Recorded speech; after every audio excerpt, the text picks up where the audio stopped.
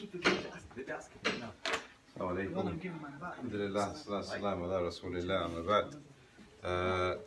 we're resuming Riyadh as-Saaleheen, as you can see on the screen, lesson number 12, and we've got 4 very important chapters which are related to one another and come in quick succession in Riyadh as-Saaleheen, and all of them help us enable to understand what an actual Muslim is and what kind of a lifestyle and what kind of a mindset does he have.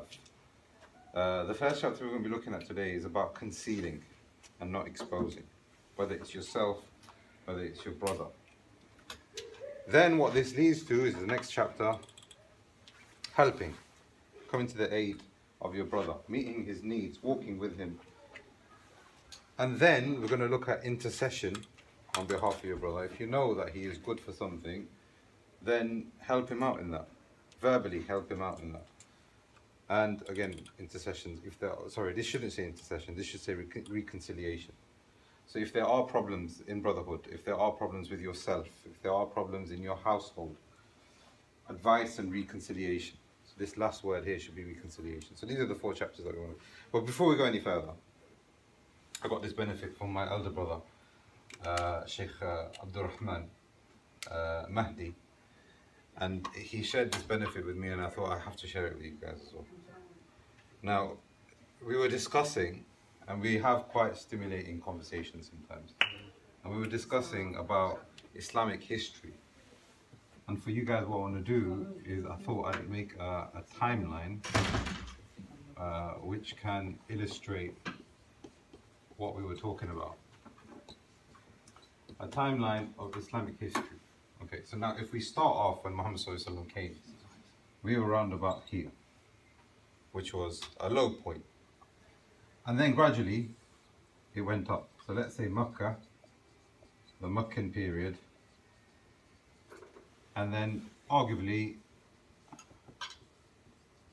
the Madani period. And this is when Allah said, Al-Yawma akmaltu lakum din. This is it, it's finished now. This is as perfect as it's going to get. That perfect period, what's going to happen? There's going to be a decline. Not as far as here, so let's take this back a bit, because just for the sake of illustration, let's say that was far worse off than that decline. But there was a stage of decline. Abu Bakr passed away, then Umar passed away, and then the doors of fitna started opening up. Uthman, and then we all know when Ali passed away and the issues that happened after that.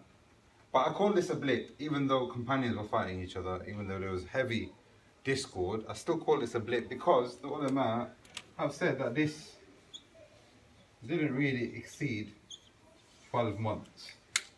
It was less than that. It was actually less than that, but let's just say 12 months. Right. After that, we see an increase, and this is now the Umayyad period.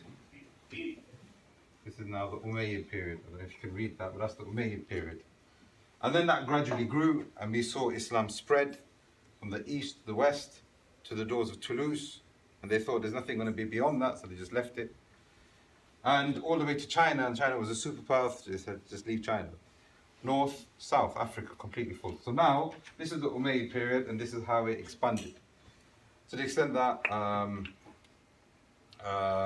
some of the Khulafa at that period, and also the periods that came afterwards, completely eradicated world starvation, world poverty. There was enrichment, there was production, science, and all those things started to grow. Because, and this is related as you will see, and this is the point that the brother made, because, and this is something I want you to remember, because we're going to revisit this, the reason why is because of this line going up. The reason why we were in so much domination, so much power and so much advancements is because this line was going up. And you will see why that's related afterwards. The Abbasids came, there was a bit of a discord there, and again I'll say that was a blip, but then it went up again. Right? And then different scenarios continued until arguably, let's cut to the chase here, let's say we are right now probably here, worse than there, unfortunately. That's how people perceive it, me not personally. Because there's nothing that could be worse than the Rasul of Allah getting tortured. There's nothing worse than that. No matter what's happening in Burma. Even if they annihilated the whole ummah right now, there's nothing worse than that. So for me, but if you're talking on a global weakness level, fair enough, let's say we're about there. Complete utter low. Now, the reason why I'm connecting this is because throughout all of history, this has never gone away. Concealing, aiding, and interceding, and reconciling. And that is the reason that no matter how up and down it goes, from the will of Allah, Islam will remain. And Islam will not remain with one individual, Islam will remain with congregations, whether it's pockets there and pockets there, because we have brotherhood. And the stronger the brotherhood, and the stronger the iman, the stronger the tawheed, and then the stronger the brotherhood and our actions and the quality, then you will see it going up. And the weaker, then the weaker. Then you will see a revival, and this is from the sunnah of Allah, and it will go up. Then you will see a decline, and this is from the sunnah of Allah, and it will go down. Now, the point that I'm making here also, there's 2 points that I want to get from this, is this is all from the hikmah of Allah. If Allah wanted, and He says this in the Quran over and over again, if He wanted everyone to believe, everyone would believe. But people go through stages in their life because there is a hikmah of Allah. Allah doesn't want, and Allah knows best, and all ilm goes back to Allah. But what we can see from this map here is that Allah is testing this ummah through different tests at every single stage. So now we've given you your strength. What are you going to do with it? Okay, you're not going to appreciate it. Then there's going to be a weakness. Now Allah will give you prosperity again because you did something right. Maybe it's a fitna for you. Maybe it's a test for you. But you've gone up again.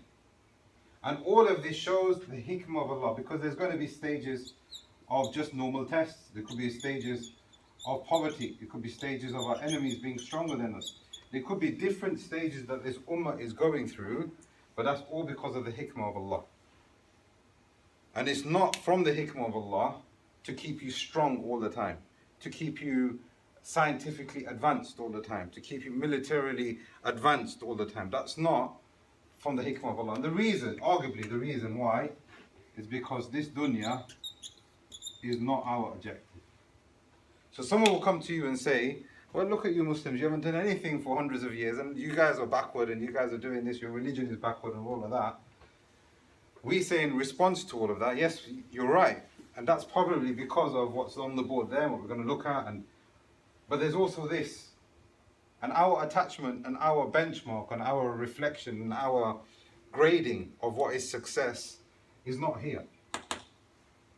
That's not our success. Our success is in line with this.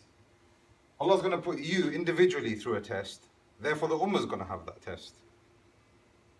If there's going to be a stage of you're going to be strong when you're young and then you're going to decline when you get older, how is that not going to happen to the ummah?